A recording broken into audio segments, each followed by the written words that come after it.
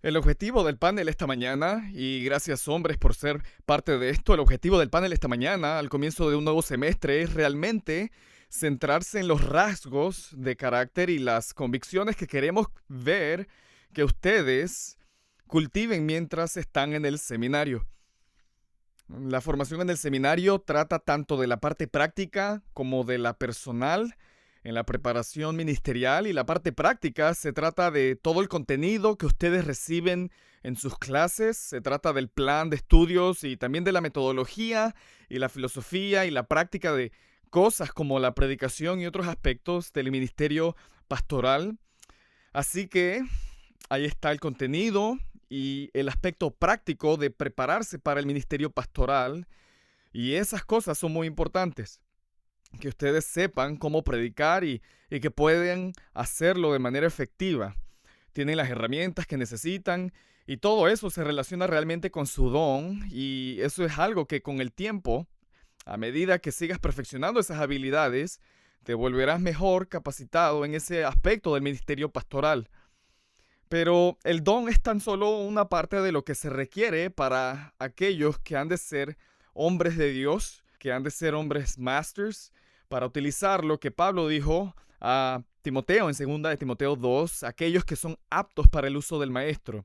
El lado personal, el lado de la piedad es absolutamente esencial. De hecho, al mirar los requisitos pastorales en 1 de Timoteo 3 y Tito 1, incluiría algunos versículos de 2 de Timoteo 2 y también de 1 de Pedro 5 ahí. Todo se trata del carácter. Sí, está el requisito de ser apto para enseñar, pero más allá de eso, todo se trata del carácter, todo se trata de la piedad. Así que en lo que quiero que nos enfoquemos esta mañana es en el lado personal de la preparación ministerial, el lado del desarrollo del carácter. ¿Cuáles son las convicciones y cuáles son los rasgos de carácter que ustedes necesitan asegurar en sus propios corazones y perseguir y cultivar en sus vidas si quieren ser un hombre masters, un hombre que es apto para el uso del maestro? Y es importante estar pensando sobre esas cosas ahora para que ustedes estén buscando no solo el contenido y el arte del ministerio, sino que estén buscando a Cristo y estén creciendo en semejanza a Cristo en su formación en el seminario. Y seríamos negligentes como cuerpo docente si no enfatizamos continuamente el aspecto del carácter, de lo que significa ser uno que es un ministro del Evangelio y un embajador del Señor Jesús.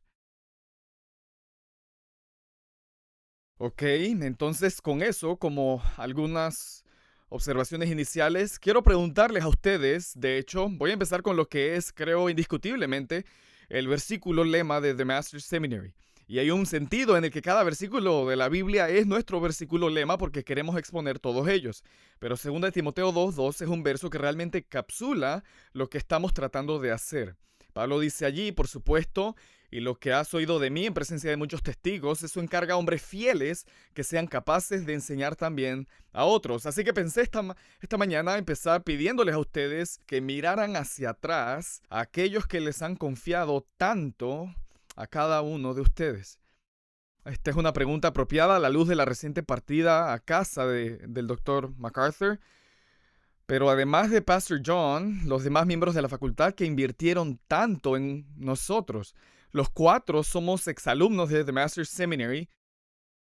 Así que para que no solo nosotros tengamos oportunidad junto con nuestros otros miembros de la facultad de invertir en ustedes, sino para que seamos aquellos que han recibido tanto de aquellos que han invertido en nosotros, pensé que deberíamos empezar por ahí. Así que pueden ustedes reflexionar un poco, y Brian, comenzaríamos contigo y luego seguiremos con ustedes dos. Estaba pensando en esto. Josías y yo ambos venimos de un trasfondo menonita, por lo que tenemos dos Bryans y dos menonitas en el panel esta mañana. Pero Brian, ¿estarías dispuesto a comenzar y luego simplemente continuamos con el resto? Por supuesto. Bueno, al reflexionar sobre los hombres que realmente han invertido en mí, que me han influenciado y han contribuido a mi crecimiento, eso es lo que estás preguntando, ¿cierto? Bueno, cuando me gradué de la secundaria no tenía deseos de estudiar. Mi último año en la escuela secundaria, Dios realmente arrebató mi vida. Muchas cosas cambiaron, mis deseos cambiaron y realmente quería estar involucrado en las misiones, quería estar involucrado en el evangelismo. Pasé un tiempo en Europa, el verano siguiente a graduarme de la secundaria. Estaba haciendo evangelismo en un viaje de 2 meses de verano. Y pensaba dentro de mí, el Señor pronto regresa, no tengo tiempo para ir a la escuela, quiero compartir a Cristo con las personas. Ahí realmente estaba mi corazón, al menos en mi propia mente, ahí es donde estaba. Así que durante 3 años después de la secundaria hice ministerios de corto plazo. Trabajé para una agencia que enviaba niños a misiones a corto plazo. Yo era como un líder asistente. Y había un hombre llamado Ken Anderson que tenía alrededor de 70, 80 años. Ken y Doris me llevaron a cenar a Red Lobster en Merritt Island, Florida. Y dijeron, pensamos que deberías obtener un título en Biblia. Y hemos escogido una escuela para que lo obtengas ahí. Y queremos que nos des razones por las que no deberías hacerlo. Y eso fue realmente influyente. Y lo que descubrí es que cuando más tiempo estuve involucrado en misiones, más se me pedía enseñar y más me daba cuenta de que no conocía la Biblia también. Así que al momento en que me dijeron, eso fue perfecto. Fueron ellos quienes me dijeron que debería ir a la universidad. ¿Por qué no estaba haciendo esto? Y deberías estar haciendo esto otro, porque a veces otras personas pueden ver cosas que tú no puedes ver. Quiero animarlos a que encuentren hombres más jóvenes, busquen oportunidades para hablar a sus vidas, anímelos de esa manera. Bueno, en cuanto a mí, di mi testimonio en la clase PM 511 a principios del semestre, así que no voy a entrar en detalles sobre eso, pero yo crecí bien, fui salvo como resultado del ministerio de la mujer que ahora es mi esposa. Y un hombre llamado John Street, algunos de ustedes lo tienen como profesor, él era mi pastor en Ohio, y un hombre llamado John MacArthur.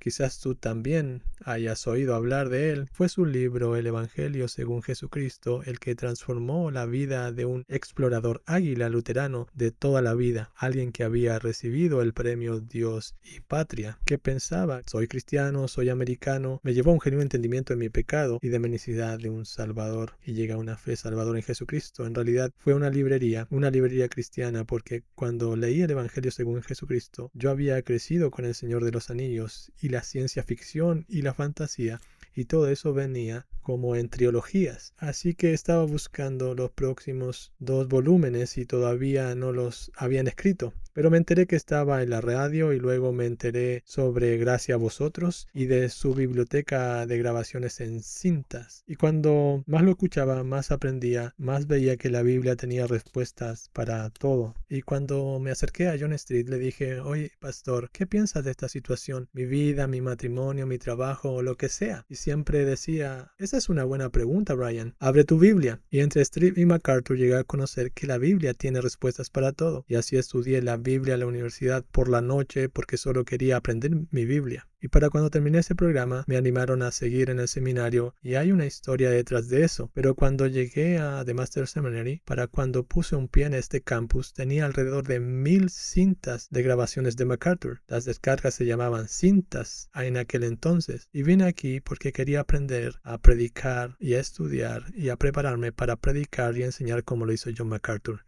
Y lo que descubrí que, aunque tuve a MacArthur en un par de clases, lo que descubrí fue que tuve a los profesores de MacArthur, Raskop, Thomas.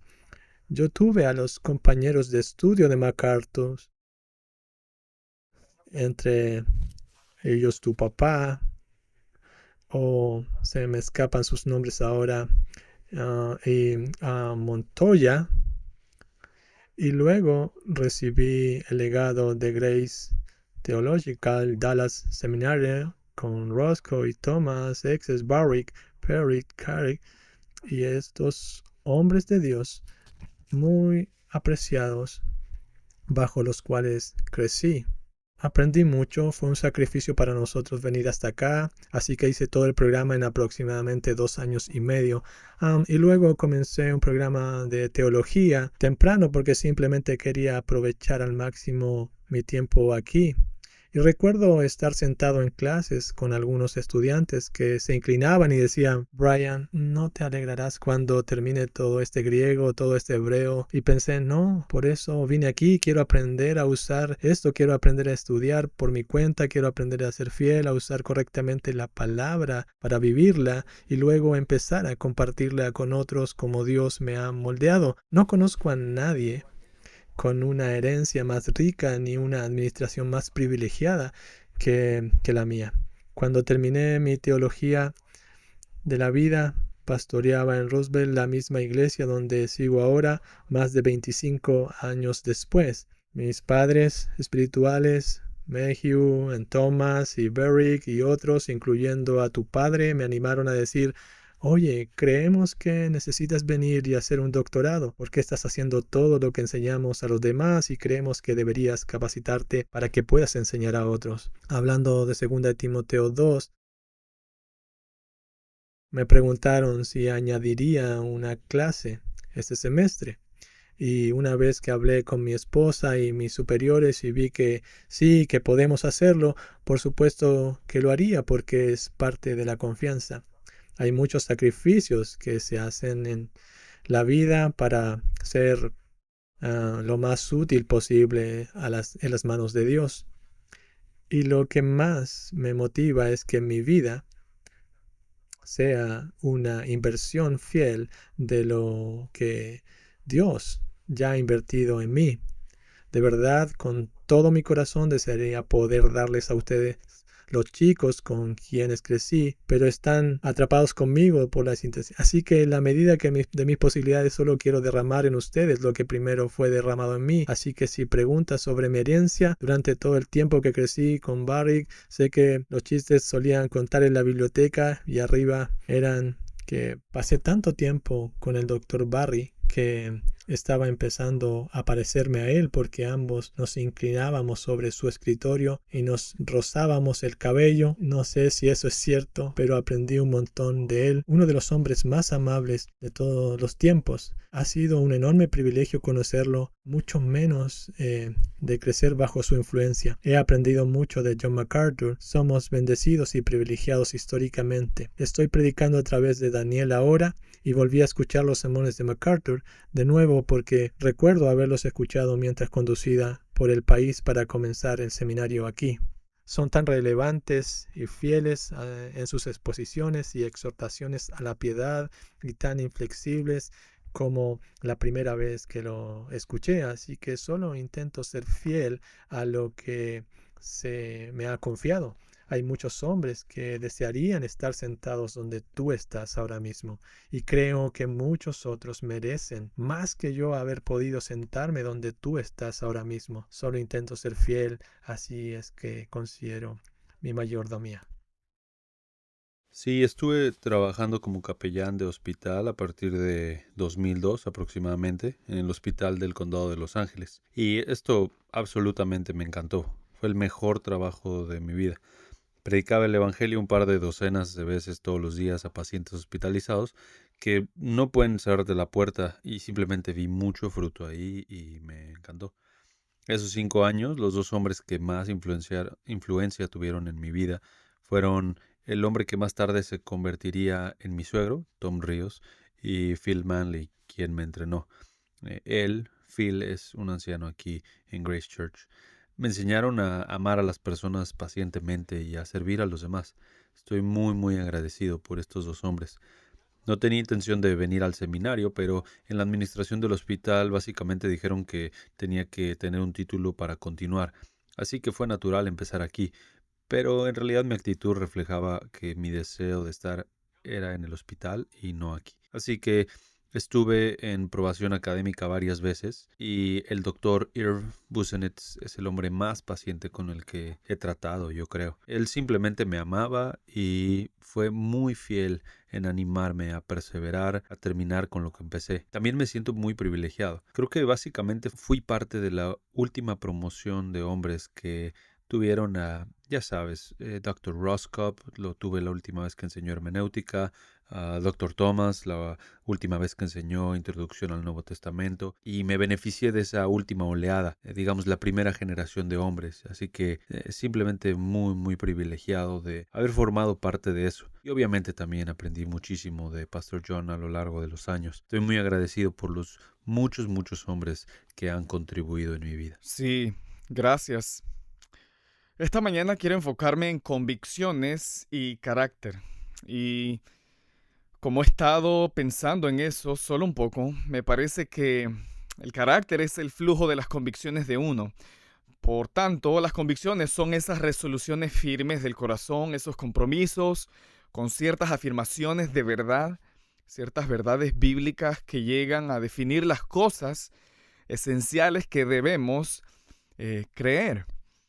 Y de esas convicciones fluye el coraje y el carácter que es consistente con lo que creemos, ¿cierto? Así que nuestro enfoque esta mañana no está tanto en lo que entrenamos a estos hombres para que hagan, sino en lo que estamos orando para que Dios haga en ellos, de manera que se trate más de quiénes son estos hombres, quiénes están llamados a ser y no tanto en lo que están llamados a hacer. Así que pensando en las convicciones, Dr. Murphy, empezamos con usted en esta ocasión. ¿Cuáles son algunas de las convicciones esenciales que los hombres deben afianzar en sus corazones mientras están aquí en el seminario para que cuando salgan y vayan a pastorear una iglesia, estas convicciones estén tan arraigadas en su alma que sean parte de su ADN?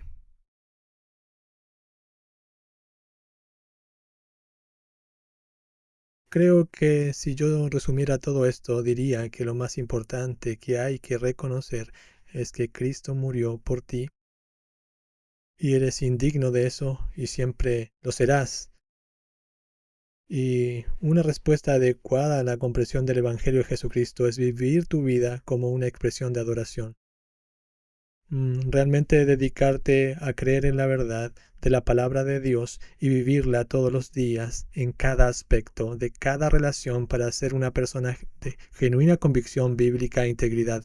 Así que si la Biblia lo dice, eso lo dice todo. Todavía recuerdo la primera vez que escuché a MacArthur decir, la Biblia lo dice y yo lo creo, eso es definitivo. Y si ahí es donde estás, eso está mal, porque cuando la Biblia lo dice, así es como queda resuelto, sin importar cómo reacciones ante ello. Y eso me impactó. Hay un montón de ejemplos: Daniel, sus 3 amigos, Cristo, los apóstoles, Elías. Hay un montón de ejemplos de verdadera integridad y fe y fidelidad. Creo que a medida que vives tu vida cristiana, el reconocimiento de quién es Jesús y lo que ha hecho por ti en la cruz te coloca en un estado de no condenación, donde todas las circunstancias de tu vida están siendo llevadas a cabo para tu bien y los gloriosos propósitos de Él para ti. Y nada puede separarte del amor de Dios que es en Cristo Jesús. Por tanto, necesitas hacer tu vida un gran sacrificio a Dios todos los días en cada relación. Así que cuando estés en el seminario, en el contexto del seminario, mientras estás escuchando conferencias, ya sea que la clase de teología, la de exposición bíblica o las clases de ministerio o aprendiendo los fundamentos del griego y del hebreo, necesitas aprender y aplicarte con la debida diligencia a esos estudios como una expresión de adoración a Jesucristo. ¿De acuerdo? No hay tarea de lectura, no hay tareas en la vida que no sean actos potenciales de adoración. ¿Está bien? No hay ninguna tarea que te asignen. Eso incluye si te ganas la vida mientras estás en el seminario, necesitas ser como Dios en ese contexto. Mientras estudias, mientras aprendes, incluso cuando te gradúes, mientras estudias y aprendes el texto, preparándote para predicarlo al pueblo de Dios, necesitas hacer eso. No estudiar para decirles a otros cómo deben vivir, necesitas estudiar el texto de las Escrituras o aprender a estudiarlo para, ante todo, adaptar tu vida a Él. Necesitas aprender continuamente las escrituras para comprender lo que Dios dice y lo que quiere decir con ello para que puedas adaptar tu vida a Él, porque Él es digno de tu obediencia, Él es digno de tu adoración, no importa lo que piensen los demás, no importa lo que digan los demás, no importa lo que te cueste en esta vida, Dios es digno de ser honrado y obedecido en tus pensamientos, palabras y obras. Y cuando estudias, no estudias para compartirlo con nadie más, estudias para prepararte para ser un instrumento más fiel a Dios, para comprender lo que dice el texto, aprender lo que Él espera y empezar a vivirlo. Y mientras estás en el seminario, necesitas arrepentirte rápida y completamente, necesitas ser un hombre arrepentido en tu hogar, en todas tus relaciones, porque pasarás el resto de tu vida en el ministerio sentado solo con el texto frente a ti. Si buscas un sermón para compartir con alguien más, eres un gong que resuena y un instrumento inútil. Si buscas entender el texto para saber lo que Dios dice, lo que quiere decir con lo que dice, para poder empezar a obedecerlo de inmediato, ahora es el tipo de instrumento que Dios estaría dispuesto a usar bien. Ahora tu vida le importa a Dios y lo honra. Ahora eres un instrumento útil en las manos para santificar y animar a su pueblo. Creo que ante todo lo que necesitas ser como hombre piadoso es un adorador de Jesucristo, porque Él es digno de ello. Y si hay algún aspecto, si estás aquí para obtener tu título solo para poder decir fui a la escuela de MacArthur, así que contrátame, lo estás haciendo mal.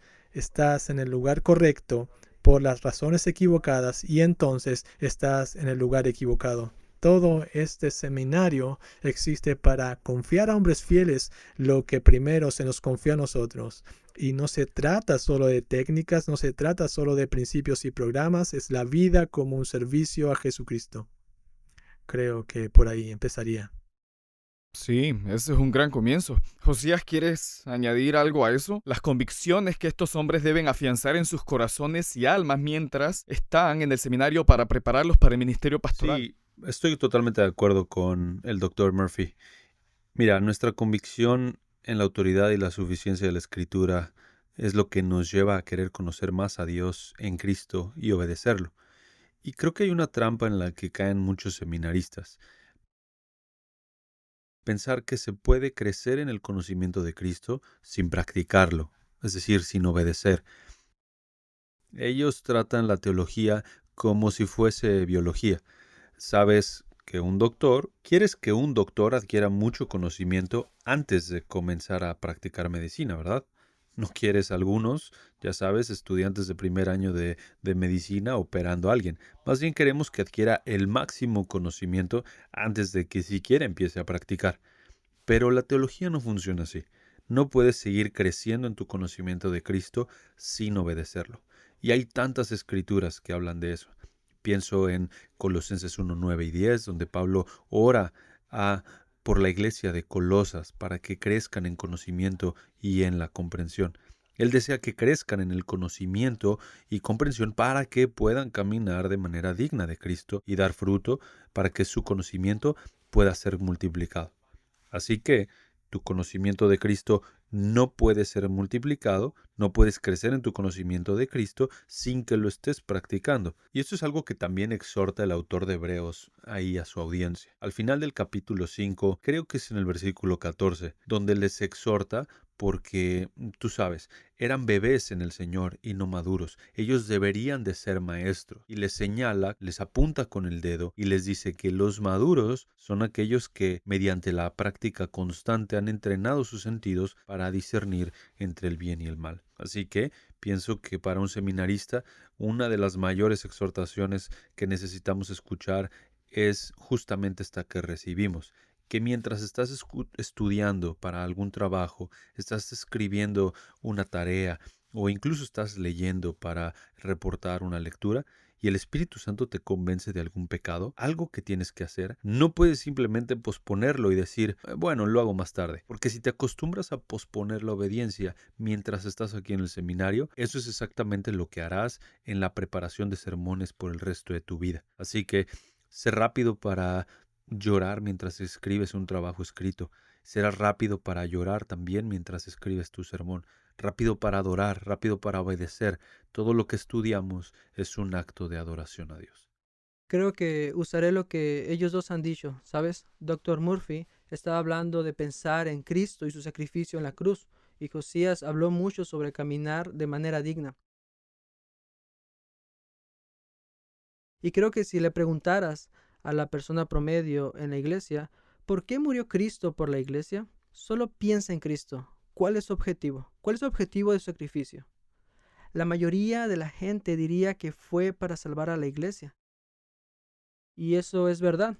Pero si miras Efesios 5, versículos 25 al 27, dice, maridos, amen a sus mujeres, así como Cristo amó a la iglesia y se dio él mismo por ella, tenemos aquí la primera cláusula gina después de esto, para santificarla, habiendo purificado por el lavamiento del agua con la palabra, a fin de presentarla a sí mismo, una iglesia en toda su gloria, sin que tenga mancha ni arruga, ni cosa semejante, sino que fuera santa e inmaculada. Esto es lo increíble sobre el Evangelio, que Cristo murió por la iglesia, no solo para salvarla, sino para santificarla, para poder presentarnos ante todo el universo como la novia de Cristo, santa e inmaculada, y se supone que debemos seguir su ejemplo. Entonces, cuando vayas a amar a tu esposa de manera sacrificada, ¿cuál es tu objetivo? Tu objetivo es que ella pueda ser santificada, que pueda ser hecha más santa e inmaculada, y tú no puedes hacer eso sin el lavamiento del agua con la palabra, lo que significa que necesitarás sumergirte en la palabra y dejar que eso afecte tu propia vida, porque ella ve todo lo que haces y no va a crecer como resultado de ti a menos que tú mismo seas muy intencional acerca de tu propio crecimiento espiritual. No puedes hacer santo a alguien más si tú no eres santo, y sabemos que solo Cristo puede santificarnos, pero si se supone que debemos ayudar a santificar a nuestras esposas, si tenemos ese objetivo de que ella pueda llegar a ser más santificada, se remonta al objetivo del sacrificio de Cristo y de que nosotros sigamos ese patrón, esa meta. Solo pensamos en eso. Y si eso es verdad en el hogar, también es verdad en la iglesia con aquellos que te rodean. Tienes que ser auténtico y tienes que estar pensando en: creo que tienes razón, debemos pensar en el sacrificio de Cristo por nosotros. Y eso te ayuda a caminar de una manera digna del llamado con el que fuiste llamado. Caminar en amor. Efesios 4, para caminar en sabiduría, o Efesios 5:1, caminar con sabiduría. Efesios 5:15, ser lleno del Espíritu Santo, siguiendo el ejemplo de Cristo. Sí, me encanta esto. Y saben, cuando pensamos en estas verdades fundamentales que conforman nuestras convicciones, y lo que me encanta de lo que ustedes están resaltando es que afirmamos esas verdades con un genuino afecto y fe en nuestro Señor Jesucristo. Que no son cosas que afirmamos como simples hechos en nuestra mente, sino que son las verdades fundamentales que nos impulsan a caminar en adoración, a caminar de manera digna del Evangelio y a perseguir la santificación. Así que nos aferramos a estas verdades con una actitud de adoración, de amor y una actitud de sumisión mientras buscamos seguir a Cristo, porque todo surge de la realidad que Él nos ha impartido la fe salvadora y nuestros corazones han sido regenerados y cambiados por estas verdades. Y es difícil para mí mejorar las grandes olas de la Reforma cuando pienso en esas verdades fundamentales que conforman nuestras convicciones. Y todas ellas fluyen de nuestro compromiso con el señorío de Jesucristo, porque Él es la cabeza de la iglesia y porque Él es nuestro Señor y Maestro, y su palabra es la autoridad, y el Evangelio que se encuentra en las páginas de la Escritura es el verdadero Evangelio, y debes estar convencidos de esas verdades si deseas ser fiel para aferrarte a lo que te ha sido confiado.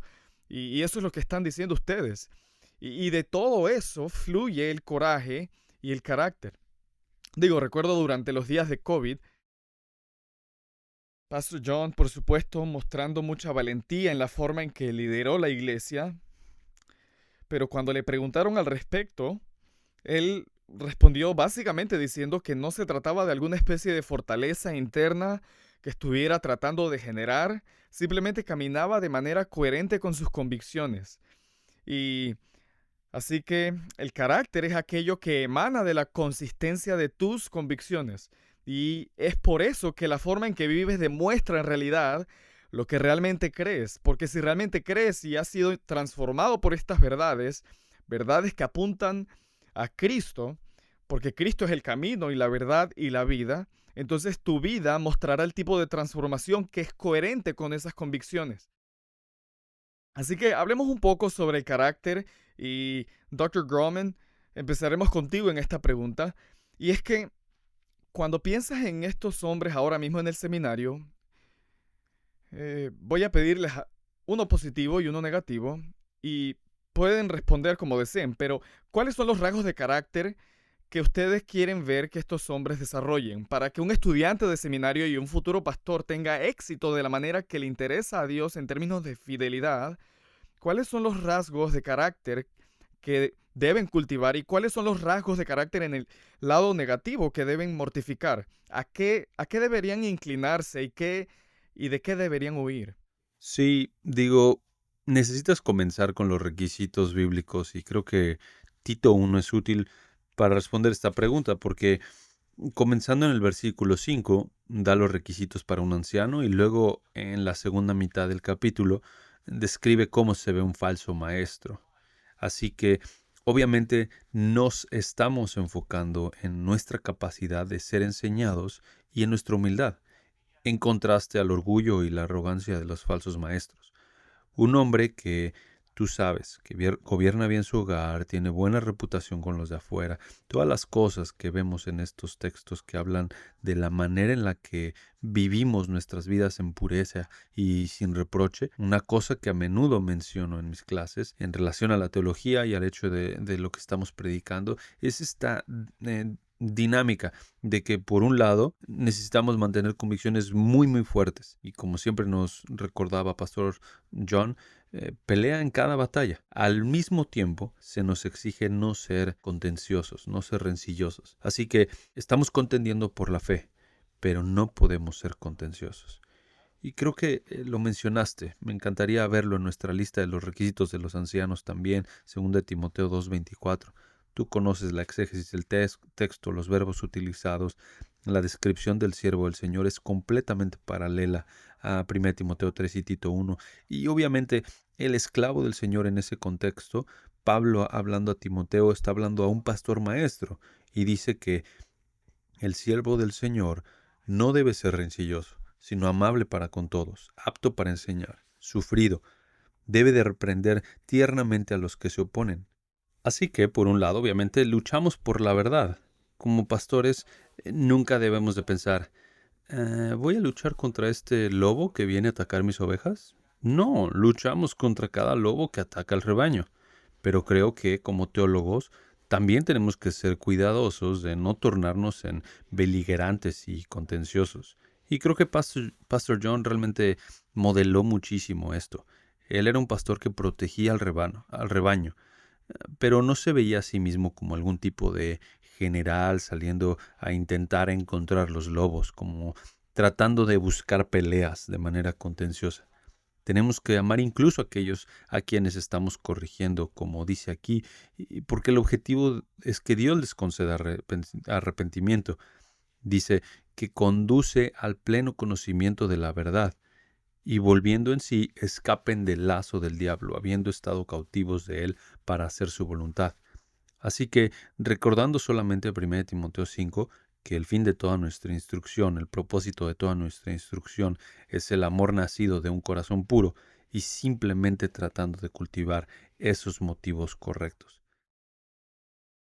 Simplemente recordar que estar en el ministerio es una misericordia de Dios que no merezco, 2 Corintios 4. Simplemente mantener un corazón humilde al caminar en pureza y asegurarme de que mi prioridad sea amar a Dios y pastorear las ovejas. Más pensamientos de eso, por supuesto, podríamos decir, pero creo que eso es suficiente por ahora. Gracias. Dr. Biedeback, ¿quieres añadir algo más? la lista de rasgos de carácter piadoso que estos hombres deben cultivar y también aquellas cosas negativas de las que deben abstenerse y mortificar? Sí, creo que si piensas en Efesios, donde habla de despojarse y ponerse, está relacionado otra vez con caminar de manera digna. Y realmente podría resumirse con ser lleno del Espíritu Santo. Eso es hacer lo que el Espíritu de Dios te lleva a hacer. En Colosenses tienes listas similares de cómo no debes vivir y cómo debes vivir, y está vinculado con permitir que la palabra de Cristo more en ti abundantemente.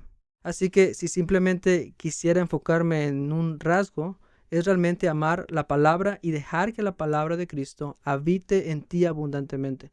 Hacer lo que el Espíritu de Dios quiere que hagas, y eso se manifestará en ti, desechando los otros pecados y adoptando el comportamiento justo. Hay una tendencia en la educación de seminario en la actualidad en la que estamos viendo clases e incluso carreras completas en formación espiritual.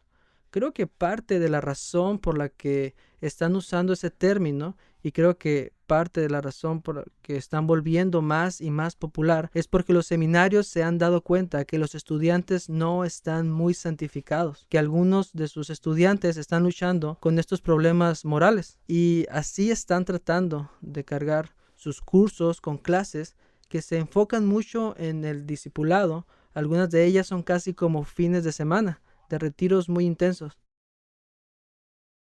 haciendo casi lo mismo que el ministerio de la iglesia.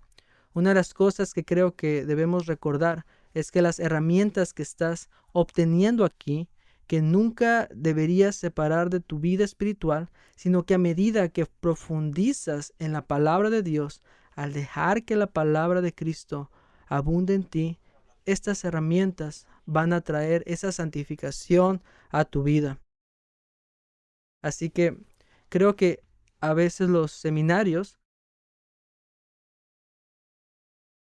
se desvían al centrarse más en el tipo de crecimiento rápido en el seminario durante ese tiempo, en lugar de la tarea paciente y a veces agotadora de capacitar a los hombres para que puedan lidiar con el texto a un nivel más profundo, confiando en que el Espíritu de Dios y la palabra de Dios hará su trabajo en la vida de ese hombre.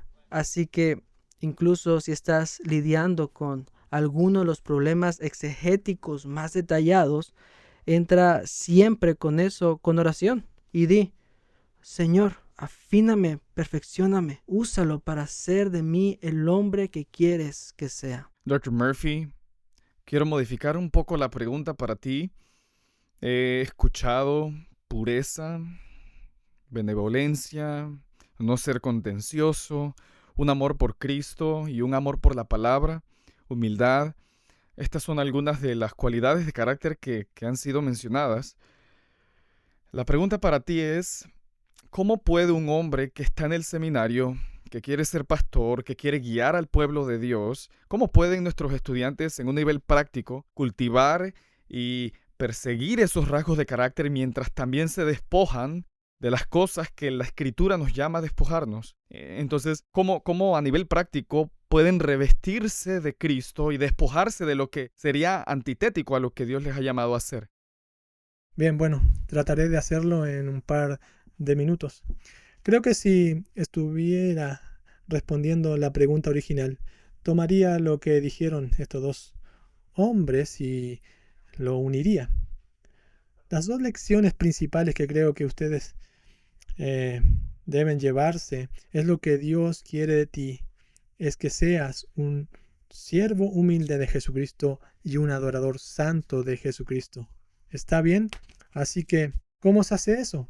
Bueno, caminando a través de Romanos 12 o Efesios 4 y 5, creo que tienes los pasos y puedes combinarlo con un par de otras instrucciones específicas que recibes como Primera de Juan capítulo 1 o de Jesús en el Sermón del Monte. Así que solo te daré un resumen. Y número 1, mientras estudias, sé fiel no solo en tus clases del seminario y en todas tus tareas, sino también fiel en asistir, participar y comprometerte en una iglesia local. Mientras estás en tus clases, mientras estás en tu tiempo en la palabra, no utilizas el seminario como una excusa para no estar dedicado a Cristo en todos los demás aspectos de tu vida y en todas tus otras relaciones. Mientras estás sentado bajo una predicación y enseñanza fiel, mientras estás sentado haciendo tus propias tareas, si eres un creyente en el Señor Jesucristo, sentirás convicciones de pecado en diversos niveles. Será una convicción por el pecado de algo que pensaste, de algo que dijiste, de algo que hiciste, o tal vez será una convicción por algo que no hiciste o no dijiste y debiste haberlo hecho. Y me voy a atrever a decir que incluso mientras estoy haciendo esta lista, en este momento algunos de ustedes están pensando en la forma en que hablaron con alguien en el camino hacia el seminario hoy, la actitud que tenían en la autopista o en una conversación que tuvieron con su esposa o alguien más esta mañana o durante el día o la noche anterior. Entonces, ¿qué necesitas hacer primero que nada como un camino hacia la madurez espiritual a la que Dios nos llama a todos? Y la respuesta es, cuando sientas esa convicción, necesitas reconocerla por lo que es, confirmar con las Escrituras que lo que has dicho, pensado o hecho es de hecho un pecado y necesitas arrepentirte de ello. Necesitas confesar tus pecados y Dios es fiel y justo para perdonarnos nuestros pecados y limpiarnos de toda injusticia. Debes decir lo mismo acerca de tu pecado que lo que Dios dice de él. No debes poner excusas, no debes inventarte justificaciones. Necesitas identificar definitivamente ese pecado como pecado y pedir perdón a Dios y luego a quien sea contra quien hayas pecado. Cuando hablamos de palabras y acciones, ahora necesitas ir a esa persona y pedir perdón. No hay mejor lugar para comenzar que dentro de tu propio hogar. Y solo el hecho de que estés bajo las presiones del seminario y tengas algún hombre bajito, viejo y calvo de Ohio que te está poniendo todas estas cargas de trabajo sobre ti, eso no te exime de ser el tipo de esposo, el tipo de padre que Dios quiere que seas en casa. Y cuando llegas a casa bajo todas las presiones del seminario y del muy suave y fácil trayecto a casa en el tráfico de Los Ángeles, y cuando estés bajo toda la presión y entras por la puerta y lastimas a uno de tus hijos en la cabeza o le gritas a tu esposa o lo que sea, porque ella tiene el descaro o la audacia desmedida de asumir que ahora que estás en casa ella realmente tiene otra mitad de su carne lista para ayudar a facilitar todo para el resto de la noche mientras tú piensas que has llegado a tu castillo y al mundo que debería girar en torno a ti, eso es pecado. Reconócelo como pecado. Pide perdón mientras pecas contra uno de tus hijos. Pide perdón. No habrá mejor modelo que puedas dar a tus hijos de cómo se ve la obediencia a las Escrituras al estilo de Cristo que cuando pides perdón. No te disculpes por pecar solo porque tus circunstancias son difíciles. Reconoce eso como un pensamiento pecaminoso. ¿Está bien? Romanos 12. Renovándote en el espíritu de tu mente, Efesios 4, y cuando Pablo habla de tomar cautivo todo pensamiento, etc., voy a reconocer que mi pensamiento es un pensar pecaminoso, y eso es lo que me llevó a realizar la acción pecaminosa o a realizar la reacción. Así que voy a confesarlo y voy a reflexionar sobre cuál sería o estudiar cuál sería el reemplazo bíblico de ese tipo de comportamiento. Y mientras estudio, por ejemplo, Efesios 4 y 5, tienes toda una serie de ejemplos allí, ¿verdad? Algunos de ustedes podrían diagramarnos esos textos. Algunos de ustedes han pasado por la escuela de diagramación de Bidebach, ¿verdad? Y pueden alinear todo esto muy bien. ¿Acaso no? Ahora, ¿puedes vivirlo? ¿Lo vives? Si lo ves, eso no es lo que se requiere de un pastor. Eso es lo que Dios requiere de todos nosotros. Cuando miras y tú hiciste una referencia a Tito 1, preciosa ilustración de lo que Dios espera en cuanto a los requisitos, carácter, conducta para pastores, para ancianos y cómo se ve lo opuesto a eso con los falsos maestros. Cuando llegas a Tito 2, ¿sabes lo que tienes? Que Dios espera esencialmente, con la excepción de poder enseñar y refutar el error. Son básicamente los mismos requisitos que Dios tiene para los hombres mayores y las mujeres mayores y luego para que sean transmitidos a las mujeres jóvenes y hombres jóvenes. ¿Sabes lo que Dios espera de ti como hombre de Dios? Un hombre piadoso. Cuando Jesús habla en el capítulo 5 de Mateo, en el Sermón del Monte, cuando Jesús está hablando sobre estas cosas, ¿has escuchado que se les dijo a los antiguos: no cometerás asesinato y no cometerás adulterio? ¿Tú piensas que Dios solo está evaluando en base a lo externo? Te digo que un hombre que pierde los estribos con alguien es lo suficientemente culpable como para ir al fuego del infierno. Te digo que un hombre que mira a una mujer con lujuria en su corazón ya cometió adulterio con ella en su corazón. No puedes evaluarte a ti mismo según el estándar de la palabra de Dios solo basándote en lo externo. Tienes que lidiar con ello a nivel del corazón, a un nivel de motivación y también a un nivel de pensamientos. Y si tienes problemas para controlar tu corazón y tu mente y protegiendo tus ojos y protegiendo tus ambiciones, protegiendo tus reacciones, bueno, ¿qué dice Jesús? Si tu ojo te hace pecar, ¿qué? Sácatelo. Si tu mano te hace pecar, córtala. Debes separarte radicalmente, amputarte de la situación. Pensé en esto ayer después de que me lo pediste. Todavía recuerdo cuando tu papá nos dijo que cuando tú y tu hermano, cuando él los llevaba a la escuela, él intencionalmente se desvió un par de millas del camino porque había una publicidad, un anuncio que tenía una imagen que él no pensaba que honraría a Dios si ustedes la veían. Así que condujo un par de millas adicionales fuera del camino para que ni siquiera fueran expuestos a él porque estaba tan comprometido con ser el tipo de padre que Dios quiere. Ese es el tipo de actitud que debes tener con tu propio corazón. Esa es la forma en la que debes abordar lo que dirás, a lo que te expondrás, a lo que permitirás que te expongan y cómo responder cuando te encuentres en una situación que no es piadosa. Te apuesto que todos ustedes pensaron en algo mientras yo hablaba de ello. Ahora, ¿quieres saber cuál será mi respuesta? ¿Cuál creo que es la respuesta de las Escrituras? Bueno, ¿qué vas a hacer con eso? Déjame solo volver a lo que dijiste sobre Efesios 4, de quitarse y ponerse. Solo para hacerlo súper práctico, ¿ok? Una de las cosas increíbles sobre ese pasaje es que no dice si estás luchando con este pecado, simplemente lee la Biblia y ora. Sí, deberías leer la Biblia y sí, deberías orar, pero te da ejemplos prácticos. ¿Luchas con mentir? Habla la verdad. ¿Luchas con robar? Trabajas con tus manos, das a los pobres. Estás adquiriendo un nuevo hábito. Si es ira, practica la ira justa. Tienes el quitar y el poner. Un hombre que lucha la lujuria. ¿Qué puedes hacer de manera práctica para reemplazar ese comportamiento con un comportamiento piadoso? Necesitas encontrar un comportamiento piadoso. La lujuria es un pecado muy creativo. Estás creando imágenes en tu mente. Encuentra algo más que también sea creativo con lo que puedas reemplazar eso. Eso podría ser aprender a tocar un instrumento. Puede ser dibujar o hacer arte. Podrías hacer diagramas de bloque. Podría ser una serie de cosas, pero solo digo, despojarte del comportamiento injusto. La Biblia no dice que solo digas no. Dice que le digas no a esto, que la gracia de Dios te ayuda a rechazar la impiedad, pero también a reemplazarla. Ponte un comportamiento recto que se convierta en tu nuevo patrón.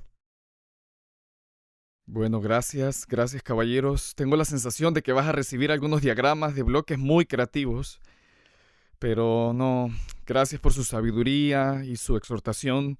Y sé que ha sido de ayuda y de ánimo el énfasis en la santidad, la humildad, un corazón para Dios y un corazón para la gente. Muy, muy evidente. Josías, ¿podrías cerrarnos con una palabra de oración? Padre, queremos darte gracias por el privilegio de estar juntos y pensar en cómo ser hombres que te honren, te amen y te adoren. Y queremos simplemente hacer una pausa antes de volver a nuestras clases y tareas diarias para reflexionar sobre las exhortaciones que hemos escuchado, para que podamos analizar nuestros propios corazones y que tu espíritu nos corrija y nos cambie y nos guíe. Ayúdanos a confesar, arrepentirnos de nuestro pecado, fijar nuestros ojos en Cristo, a correr con fuerza tras Él y adorarle, a Él. Ayúdanos a matar nuestro pecado y a vestirnos de nuestro Señor Jesucristo.